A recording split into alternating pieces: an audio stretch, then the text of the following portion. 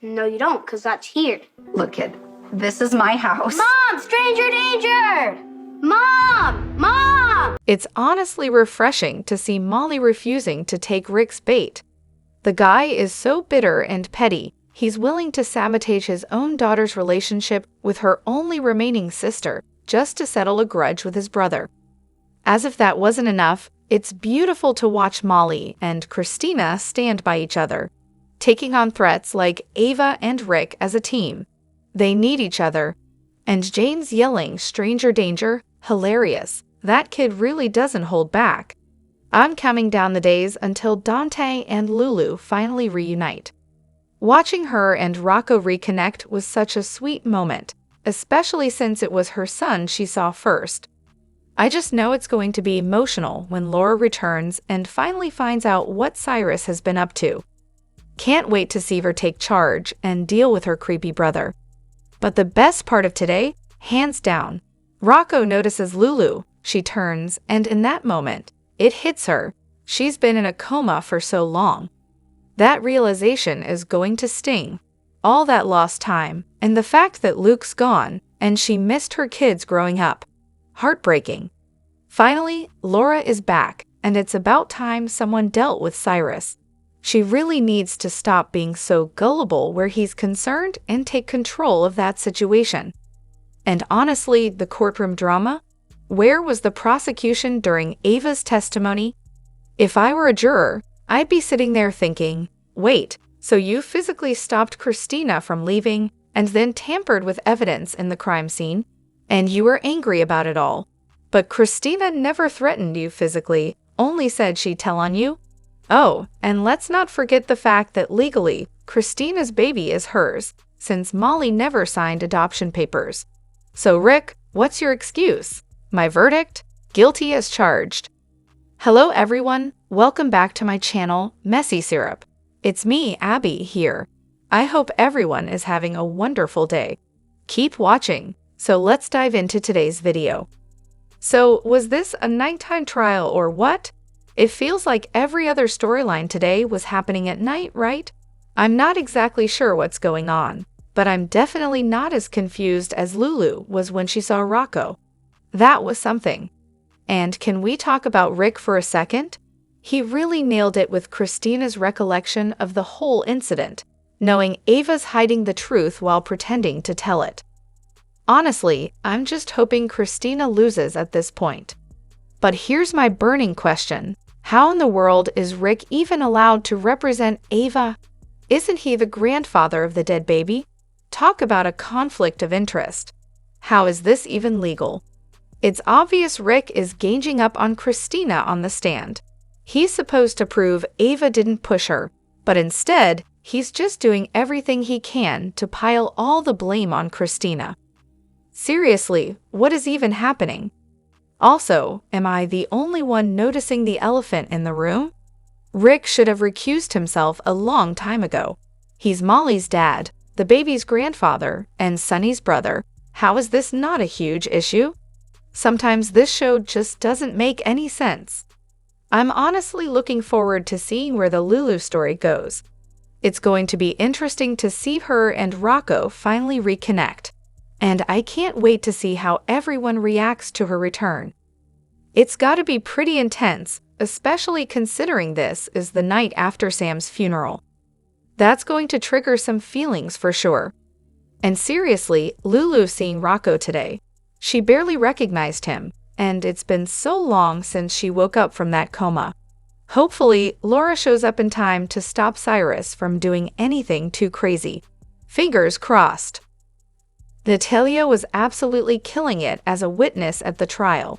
She wasn't falling for Rick's obvious little tricks. Honestly, her character just keeps getting better and better. Then there's Rick, who is proving to be a stellar lawyer, yelling at the victim, refusing to let her answer questions, and flipping his arguments like pancakes. One minute it's tragic accident, and the next, he's blaming Chrissy. With a defense like that, Ava might as well be guilty, just like she's being painted.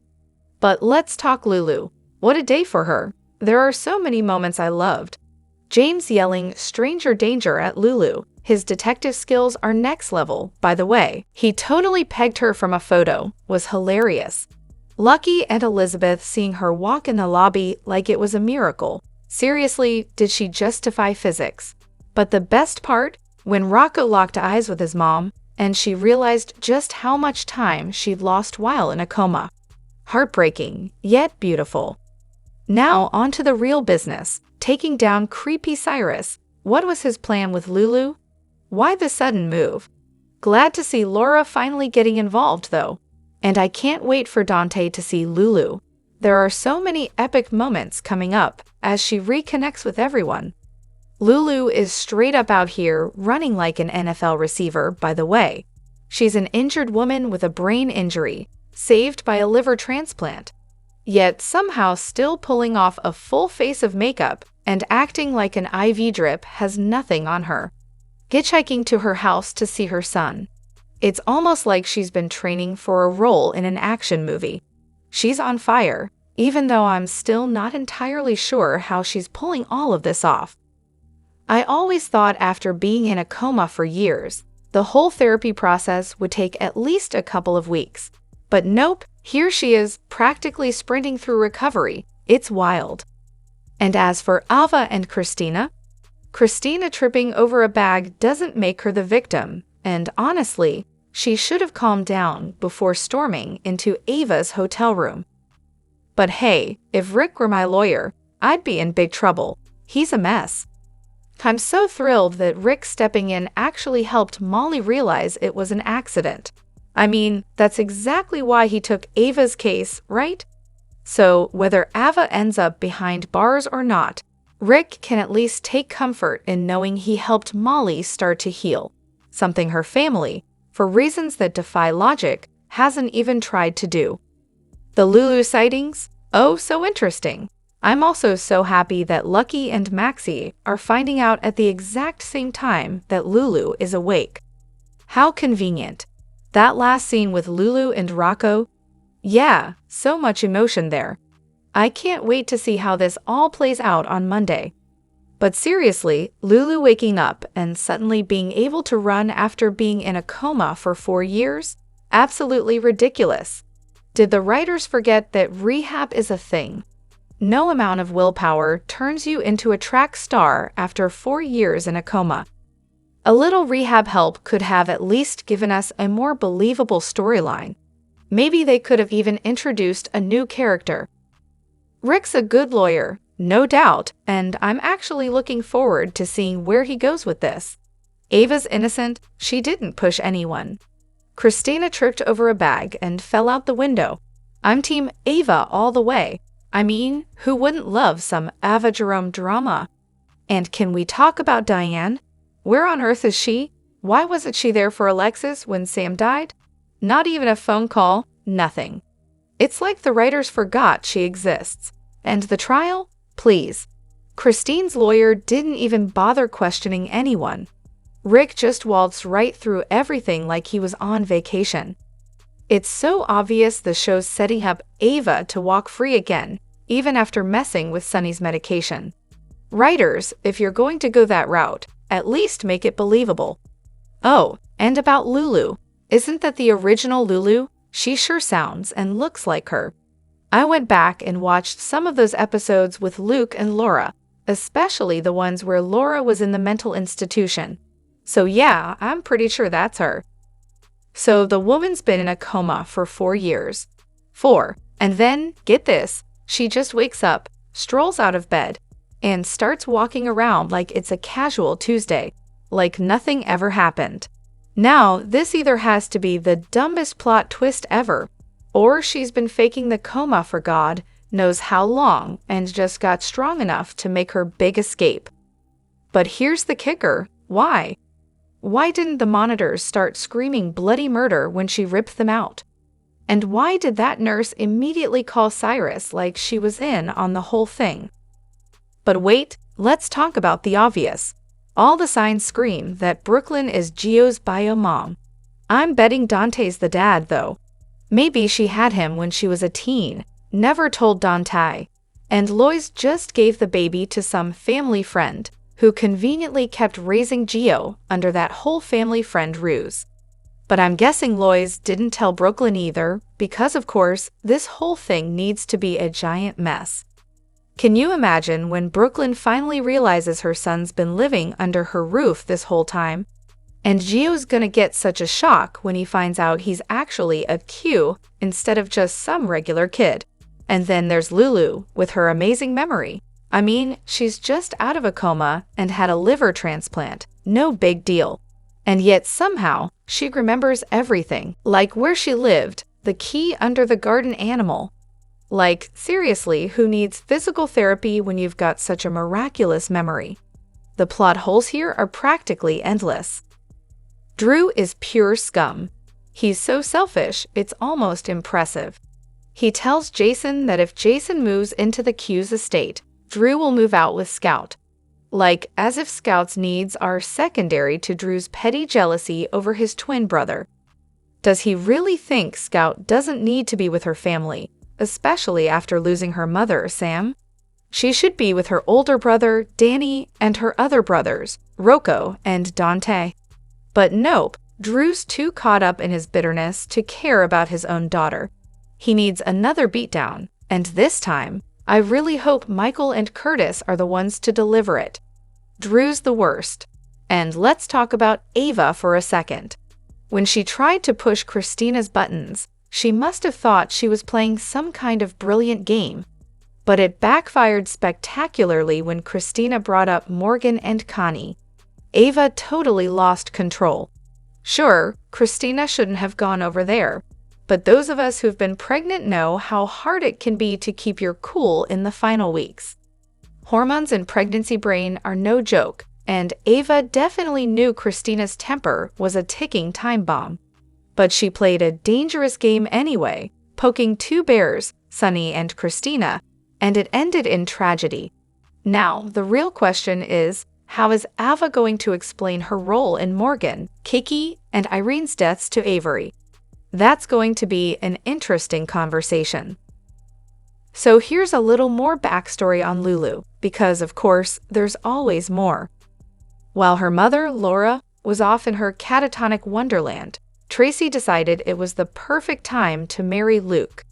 Yeah, that Luke. I'm sure we all have questions, but that's a whole different soap opera.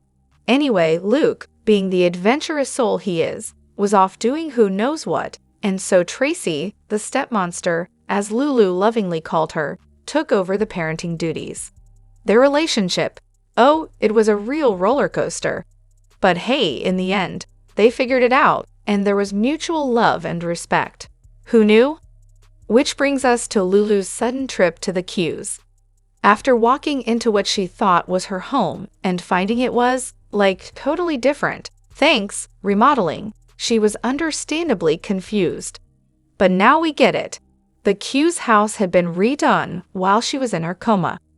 It's like walking into a stranger's place and realizing the place you thought you knew has turned into a modern art museum. Oh, and random tidbit. The actor who plays Ned, also over on Days, decided that the perfect way to celebrate Thanksgiving was with pizza. Sure, why not? I mean, who needs turkey when you've got pepperoni, right? Now, let's talk about the whole Kristina-Molly thing. As much as Kristina threw around all that mother and baby nonsense, I actually loved how Molly was there, standing by her sister. Honestly, sibling bonds are everything to me. It's refreshing to see them supporting each other instead of tearing each other apart for once. Sure, it took Sam's death to get there, because of course it did. But hey, that's life for you, realizing what matters only after the worst happens. And can we talk about the portrayal of mental health here? It's so spot on. The support is mutual, it's not just one-sided, and that's what makes it real. And just to clarify, none of this is about Ava or any other nonsense happening around them. It's just about sibling love, the real, messy, life-affirming kind. So, about Kristina and the bag incident. Yeah, she knows it was Ava's fault. She remembers tripping over it in that flashback at the police station. But here's the thing, she's not going to out Ava and make it a whole drama. Why? because she knows it was an accident. Sometimes, accidents just happen. It's not worth the fallout to make a big deal about it, especially when it's clear it wasn't on purpose. Everything completely backfired on Rick. He was so sure that Natalia would pin the accident on Kristina, citing her so-called anger issues. You could almost hear him waiting for it. But surprise, surprise, Kristina didn't lash out.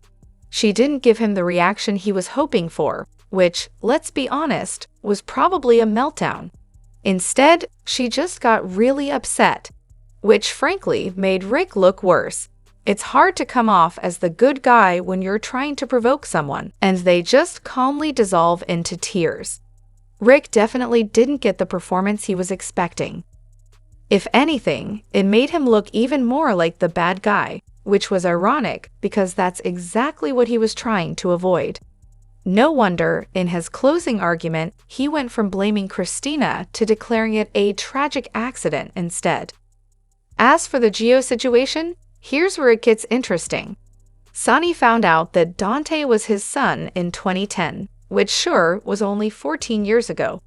But that would have made Gio a little kid back then. And let's not forget that Olivia could have easily told Sonny about Dante's other son during that time. It's not like she was keeping it a secret. There was no mention that Gio was raised by Sonny from the start, just that Sonny paid for his schooling. So yeah, it's possible Gio could be about 20 or 21 now, which isn't that hard to believe considering Joss was born in 2009 and has been SORA'd. Now here's the twist. Gio could also be Alec Barrett.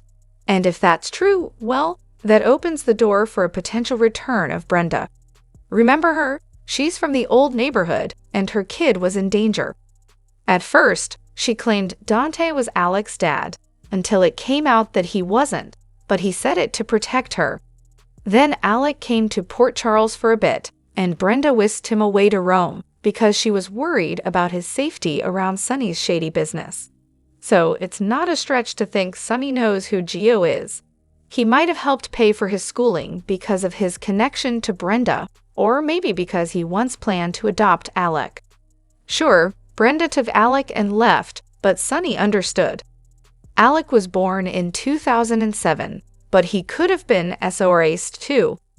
That story about Gio's mom being a violinist? Ed could be just a cover.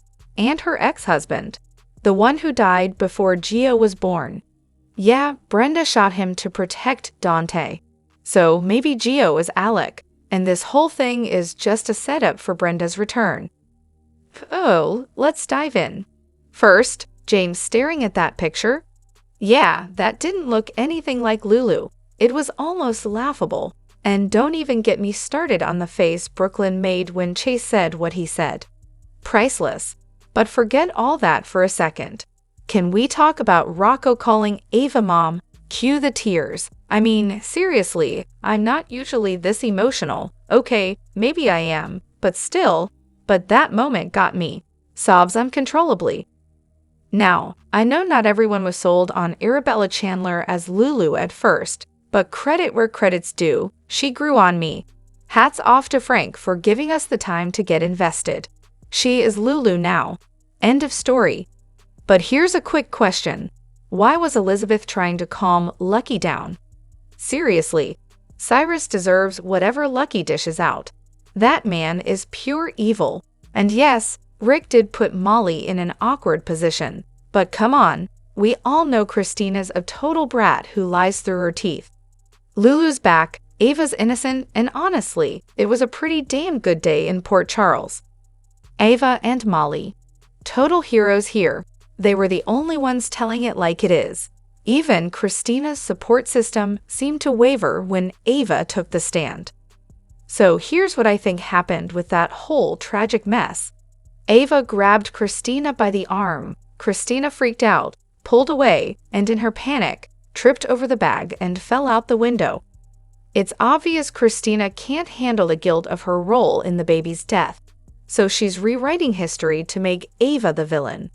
It's not that she doesn't want to own up to her part in it, she just needs to believe it happened this way. Her grief is clouding her memory, plain and simple. Oh, Rick, congratulations on being such a loving father. You really took Kristina's feelings into account when you showed her how tragic the accident was. No need to let that black heart of yours be filled with revenge, right? I roll. And as for Natalia, well, bravo to her for enabling Kristina, all because of Sunny. I seriously hope Natalia gets what's coming to her for that little lie, and Kristina, she deserves a dose of reality too. Let's break it down a bit. Would Ava want someone to force Avery to testify against her? Yeah, I don't think so. Ava's probably the last person who'd be okay with that. But here's the kicker. Ava knew Kristina would never testify against Sunny. She also knew just how much damage this would do to an 8-month pregnant woman. So yeah, Ava's got some explaining to do, especially considering she could have been upfront with Dante from the start if she was really innocent. As for Lulu, bless her heart, she doesn't even realize she's been in a coma for years. She thinks it's just been a week. Oh, that's rich. I mean, what a twist that is, right? A little confusion would be so fitting after all that time spent unconscious. And honestly, I really don't care if Lulu gets back together with Dante. I'm hoping for some serious confusion, a lot of catching up, and maybe even a search for her daughter. Let's spice things up a little. And hey, Cody's involved, so I'm all for that. When Lulu walked into the Quartermain mansion, her face said it all, complete shock and confusion about the renovations. She didn't even need to speak to get the point across. And Rocco? He's probably grown like a foot since she last saw him. Not to mention the fact that he's probably being played by a totally different actor now. Finally, when Lulu woke up and saw Cyrus, she instantly thought danger. Of course, she doesn't know how long she's been out, and honestly, who could blame her? The family's changed so much since she went under. Spencer's death, Charlotte's running around with Valentin. It's no wonder she's in for a major shock. Ah, Thanksgiving, the day of gratitude, family bonding, and, apparently, total chaos. So, I was having this wonderful time with my family, prepping dinner, hanging out with my adorable nephew, and chatting with my parents, you know, living the dream. Then, about half an hour after I put the turkey in, drum roll please, our oven broke. Yep, you heard that right. It's officially dead. Kaput, gone. At this point, I just have to laugh. I mean, what else can you do? So now, we'll see just how gourmet our meal can get with a toaster oven and an air fryer. Wish us luck. Drop your thoughts in the comment section below. Do you agree or disagree? Don't forget to like, subscribe, and hit the notification bell for more updates. Your opinions matter, and I will see you in the next video. Thank you.